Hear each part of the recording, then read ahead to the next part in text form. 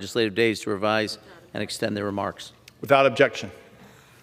Mr. Speaker, yesterday the Rules Committee met and reported a rule, House Resolution 1124, providing for consideration of three measures. Excuse me. First, H.R. 350, the Domestic Terrorism Prevention Act, under a closed rule. The rule self-executes a manager's amendment from Chairman Nadler, provides 1 hour debate equally divided and controlled by the chair and ranking minority member of the Committee on the Judiciary, and provides one motion to recommit. Second, H.R. 7688, the Consumer Fuel Price Gouging Prevention Act, under a structured rule. The rule self-executes a manager's amendment from Chairman Pallone, provides 1 hour of debate equally divided and controlled by the chair and ranking minority member of the Committee on Energy and Commerce, makes in order two amendments, and provides one motion to recommit. And third, H.R. 7790, the Infant Formula Supplemental Appropriations Act, under a closed rule. The rule provides 1 hour of debate equally divided and controlled by the chair and ranking minority member of the Committee on Appropriations, and provides one motion to recommit. And finally, the rule provides the majority leader or his designee the ability to en bloc requested roll call votes on certain suspension bills. This authority lasts through May 19, 2022. Mr. Speaker, this rule provides for consideration of several critical measures, and I'd like to begin by saying a few words about H.R. 350, the Domestic Terrorism Prevention Act. Just this past weekend, the entire nation watched in horror as a white supremacist with a history of violent threats brutally slaughtered 10 people, almost all of whom were black, in the city of Buffalo, New York. My heart breaks for the community still reeling from this senseless tragedy only 75 miles down the road from my home in Rochester. The FBI is investigating the shooting as a hate crime, and the gunman wrote a racist and anti-Semitic 180-page document outlining his motivation for the attack. The gunman intentionally targeted a predominantly black neighborhood and had plans to attack multiple locations afterwards, including in Rochester, as has been widely reported in the media. Mr. Speaker, there has been an undeniable surge in domestic terrorism and other forms of extremism across our nation. An analysis performed by the nonpartisan Center for Strategic and International Studies found that domestic terrorism in 2020 was at the highest level of any year since 1994, which is the earliest year the organization analyzed data. Domestic terrorism is the most significant threat to our nation in generations. Events like the horrific slaughter of black community members in Buffalo have become common in our country, and it is time for the federal government to step up and to save lives. Before us today, we have legislation that helps to provide the tools and resources law enforcement and our communities need to coordinate and combat these threats.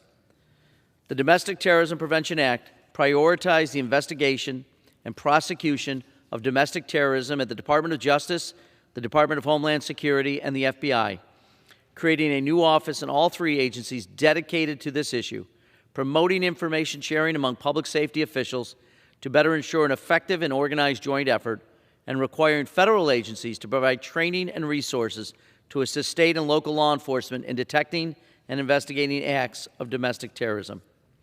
Mr. Speaker, these are simple, common-sense actions that will help protect our communities. They should be non-controversial. In fact, nearly identical legislation passed by voice vote last Congress. But so far this year, it appears something has changed.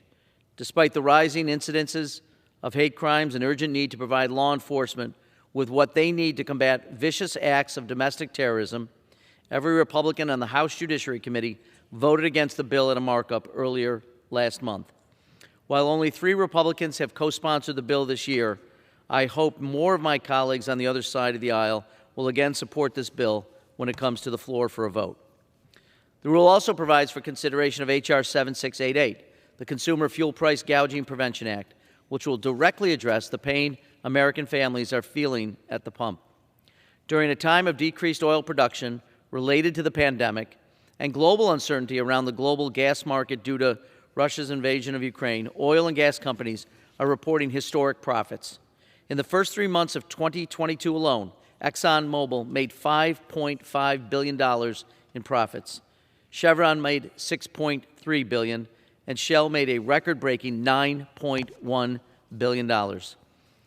Everyday Americans continue to see high gas prices, but Big Oil has clearly decided to keep production low so their own profits can stay high.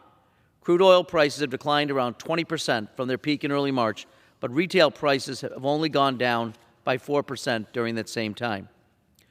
Oil companies are raking in record profits at the expense of hardworking American families who are struggling to keep up with sky-high prices at the pump. Simply put, this is un-American. In an effort to help working families, President Biden called on Big Oil to ramp up supply instead of simply reaping profits without making any additional investment in supply shortages. How do these companies respond? They announced their intentions to use their record-high profits for stock buybacks. ExxonMobil announced it would triple its purchase of its own stock by spending up to $30 billion on stock buybacks, and Chevron will purchase $10 billion of stock before the end of this year. The Biden administration has already taken steps to lower prices, including by releasing 80 million barrels of oil from the Strategic Petroleum Reserve, with another 1 million barrels daily for the next 6 months. And today the House is taking further action by granting enhanced authority to the FTC and state attorneys general to police excessive or exploitive price increases of gasoline and home energy fuel during a declared energy crisis. The penalties collected from these companies will be deposited in a consumer relief trust fund administered by the U.S. Treasury Department. While some of my colleagues continue to merely talk about rising gas prices, we are actually presenting a solution to the problem today.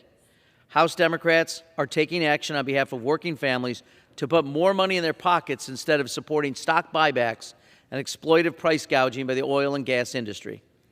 Lastly, this rule provides for consideration of H.R. 7790, the Infant Formula Supplemental Appropriations Act.